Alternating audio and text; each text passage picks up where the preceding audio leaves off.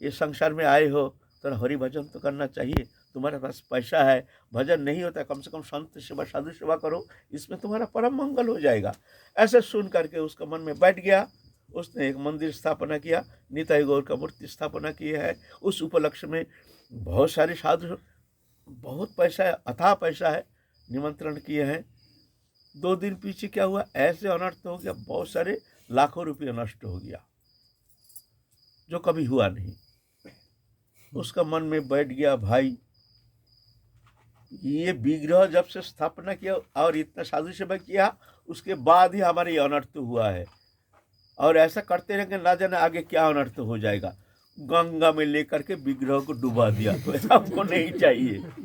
कृपा इतना सहज है, कृपा हजम करना। अभी कृपा करेंगे ना, तुम भजन छोड़ दोगे। तो जब हम कहते हैं प्रभु कृपा करो, तो भगवान हंसते हैं, ये जानता नहीं है ये क्या चाह रहा है।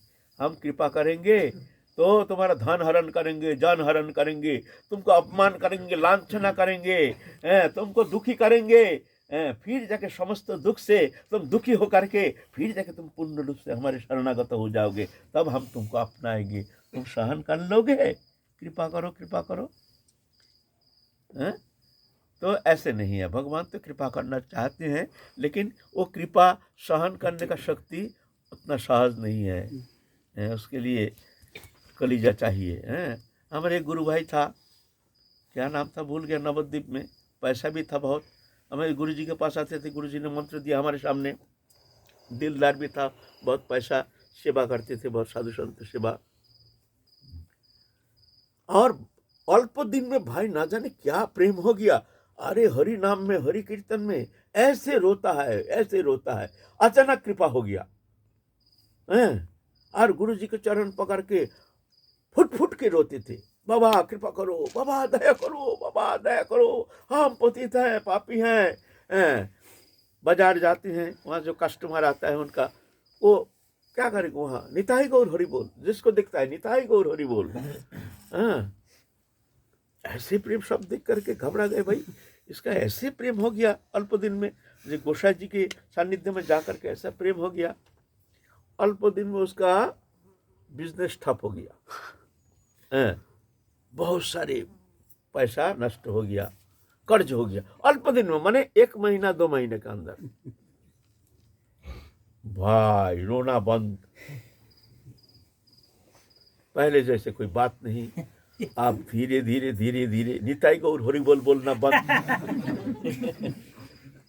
हमको बहुत प्यार करते थे, हम गुरु जी के सेवा में रहते थे ना, प्रधान सेवक होने का कारण हमको बहुत प्यार करते थे, हमसे बात करना बंद। फिर धीरे धीरे गुरु जी के पास आना बंद। हम खबर लेते हैं, भाई वो कहाँ गया। तो पहले रोज आते थे, बहुत रोते थे, क्या है, बोलता है वो तो अब तो किसी से संबंध नहीं रखता, अभी सिर्फ पैसा पैसा, हाँ पैसा, हाँ पैसा। आज तक, आज 37 साल हो गया, 1983 की बात है, 83 कितना साल हो गया, नियरली 38 ईयर्स। आज तक उनका कोई खबर हमको पता नहीं, वो कहाँ रहता है, कैसे है, संबंध ही छोड़ दिया। कृपा करो, कृपा करो, गुरु जी के चरण पकड़ के रोते थे, गुरु जी ने कृपा किया, ऐसे कृपा किया, एकदम समाप्त हो गया विषय। भगवत विषय ही वो समाप्त हो गया। तो ऐसे हैं, हम जो कहते हैं प्रभु कृपा करो, उतना सहज नहीं है। कृपा तो सहज है, लेकिन हजम करना बहुत कठिन है। अच्छा, पचाना। भगवान तो इस बात को जानते हैं, जीव तो खैर वो तो नहीं जानता कि कृपा होने से मैं संभाल पाऊंगा कि नहीं जान, लेकिन भगवान तो इस बात को जानते हैं कि ये संभाल पाएगा। तो इसीलिए ही तो भगवान हंसते हैं, देखते हैं कि जब तक मोह है, जब तक नाता जगत का, तब तक भगवती न होए, नाता तोरे हरि भजे भगत कहाए सोए। जब तक नाता जगत का, तब तक भगवती न होए। हमारा नाता है ना, आकर्षण है, हमारी चाहन है, हमारी स्प्रिया है, हमारी आसक्ति है। तो भगवान देखते हैं अभी धीरे धीरे धीरे धीरे भगवान तो इतना जल्दीबाजी तो उनका तो है नहीं, भगवान का, हमारी जल्दीबाजी है, भगवान का जल्दीबाजी है नहीं। वो देखते हैं धीरे धीरे धीरे धीरे सहन करते करते करते करते एक समय जा कर के जब वो देखेंगे जो आप ये निवृत्ति मार्ग में आ गया है तब कृपा करेंगे। हाँ क्या हुआ? क्षमा करें, इस संदर्भ में पुरंदरा रुखरस दुनिया भर की गंदगी साधक के चित्रवृत्ति में रहेगा, ये कोई बड़ी बात नहीं। लेकिन सदगुरुदेव तो परम करुणामय होते हैं, तो वो अपने कृपा शक्ति करुणा शक्ति के बल पर भगवान राधा रानी के चरण में एक पलक भर में भी पहुंचा सकते हैं। फिर ऐसे क्यों नहीं करते? जन्म जन्मांतर की संस्कार दूर करके। जैसे कहानी है, हम पीछे सुनाएंगे, एक कहानी सुनाएंगे तब स्पष्टीकरण होगा, स्पष्टीकरण फिर पीछे होगा।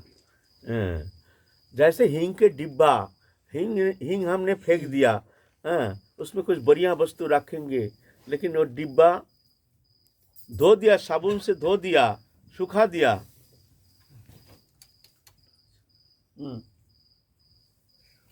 साबुन से धो दिया, सुखा दिया, गंध जाता नहीं है, गंध है। जब तक गंध रहेगा तब तक उसमें बढ़िया वस्तु रखा नहीं जाएगा, है ना। तो गंध हटने के लिए समय दिया जाता है, उसको अलग रखना पड़ेगा। वो गंध जब चला जाएगा तब जा कर के उसमें बढ़िया वस्तु कुछ रखा जाएगा। तो ऐसे हमारे भीतर ये जो वासना रूपी संस्कार अनादिकाल का है ना, ये जब तक पूर्ण रूप से निवृत्त नहीं होता है तब तक जा कर के उसको इंतज़ार करना पड़ता है ना, इसके समय चाहिए, है ना। तो कुछ भी हो, तो इस तरह से शिव जी प्रकट हो गए हैं।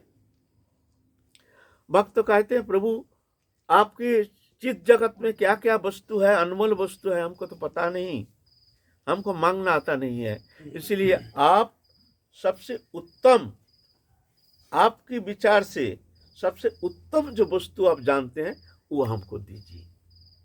उत्तम वस्तु माने आप जिसको सर्वश्रेष्ठ मानते हैं, आपके विचार से जो श्रेष्ठ है वो हमको दीजिए, हमको मांगना आता नहीं है प्रभु, हम आपके शरणागत हैं। शिव जी का आंख मोटा हो गया, फुट अंतर्धान हो गया। तो भक्त देखते अरे भोले बाबा तो आविर्भूत हो गए हैं, हमको दर कृपा किए हैं, लेकिन अचानक चले गए, क्या शायद हमसे कोई गलती हो गया, शायद हमने कोई भूल कर बैठा। रोना शुरू किए, प्रभु क्षमा कर दीजिए, प्रभु क्षमा कर दीजिए। शिव जी है नहीं अंतर्ध्यान, शिव जी सीधा चले गए कैलाश। कैलाश में जाकर के बड़बड़ रहे, बड़बड़ बड़बड़ बड़बड़, बुखार आ गया, आँख मोटा हो गया। पार्वती आए हैं, क्या हो गया तुम्हारा, क्या हो गया? देखते हैं शरीर गर्म है, बुखार आ गया है एकदम, कैसे चिंता, जैसे बड़ा भयानक चिंता में पड़ गए हैं। पार्वती जी कहते हैं क्या हुआ तुम्हारा, हो गया क्या? ऐसे स्थिति तो तुम्हारे कभी देखे नहीं। नहीं नहीं पार्वती ऐसा पूछो मत, पूछो मत, जो वस्तु कभी हमने जीवन में किसी को कहा नहीं, हमारे सबसे प्रिय वस्तु, हमारे भक्तों ने ऐसे वस्तु मांग लिया और आज तक हमने किसी को ये वस्तु दिया नहीं, ना हम किसी को कहे हैं। तो पार्वती जी कह रहे हैं वो कौन सा वस्तु है, तो हमको कहो। अरे हम किसी को कहा नहीं, तुमको कैसे कहें? आप पार्वती जी आप हट पा रही, ये तो हमको जानना ही पड़ेगा, ऐसे कौन सा वस्तु है? आप देखते अरे हम तो यहाँ बोल करके और फंस गए, अब तो हमको बोलना ही पड़ेगा। नहीं नहीं देखो देखो पार्वती, तुम हमसे, देवी तुम हमसे ऐसे पूछो मत, हमने किसी को आज तक कहा नहीं। ना ना कहना ही पड़ेगा, कहना ही पड़ेगा, तुम बोलो ना, हम तुम्हारे सबसे प्रिय हैं, ऐसे हैं तैसे, तुम क्यों नहीं कहोगे, तुमको बोलना ही पड़ेगा। अब शिव जी देखते हैं बोल करके और उल्टा फंस गया, हमने किसी को कहा नहीं, अब ये तो हट पड़ गई।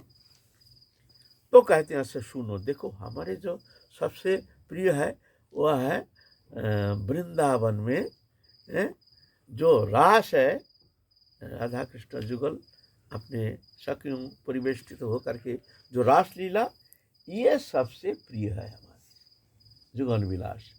रस की परम उत्कर्ष जो है वह है रास, रास लीला, ये सबसे हमारे सबसे श्रेष्ठ सबसे प्रिय है। तो पार्वती जी कहता है तो तुमको उचित है, भक्तों को ये देना चाहिए, जब तुम्हारे भक्त हैं। बोलते हैं देखो पार्वती, हमने तो किसी को आज तक कहा नहीं, सबको अष्ट सिद्धि नवनिधि ये सब दे करके ही हमने बहका दिया, काम्य वस्तु भोग्य वस्तु जागतिक वस्तु पदार्थों ये सब दे करके हमने टाल दिया। आज तक हमने किसी को दिया नहीं, बताओ कैसे दे दें?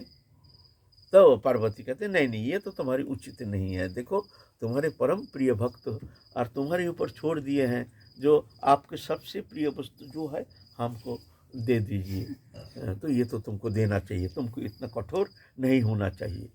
अच्छा पार्वती तुम ऐसे कहती हो, तब तो देना ही पड़ेगा।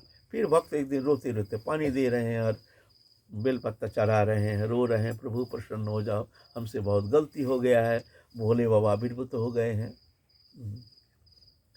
तो चलो भक्त हमारे साथ। तो भक्त को सूक्ष्म शरीर में चित्त स्वरूप में लेकर के सीधा चले गए वृंदावन, दिव्य वृंदावन की वो रास लीला मंडल में। दिव्य सच्चिदानंद भगवान की जो आनंद लीला चरम उत्कर्ष जो है वहाँ ले गए हैं, दिखा रहे हैं। ये देखो ये है हमारे सबसे प्रियतम, हमारे आनंद लीला बारिधि, ये हमारे सबसे प्रियतम है। तो ये निगूढ़ है, वृंदावनी लीला यह सबसे निगूढ़ लीला है। भगवान शिव जी भी भगवान है, लेकिन जो सदाशिव है वो अलग लीला है, जो राम जी है वह उनकी अलग लीला है। जो कृष्ण ऐसे अलग अलग अनंत लीलामय भगवान, अनंत स्वरूप। इसलिए साधक अपने रुचि अनुसार, अपने भाव अनुसार उपासना करते हैं। जिसका जैसे भाव, उस भाव अनुसार उसको उपासना करनी चाहिए, उसमें उसका मंगल होता है। भगवान अनंत है, वो सच्चिदानंद स्वरूप है, कर्तुम अकर्तुम अन्यथा कर्तुम है।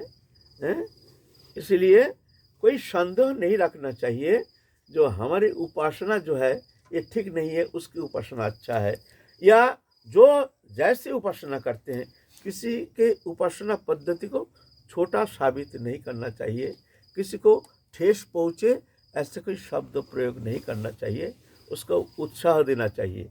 फिर जा कर के भगवत कृपा से वो ठीक एक समय जा कर के वो अपने मार्ग प्राप्त करके वो पहुँच जाते हैं। जे जथा मंग प्रबद्धन्ते तांस तथैव भजम्यहम्। तो आज की कथा काल फिर आगे चलेंगे, हमारा समाप्त तो नहीं हुआ।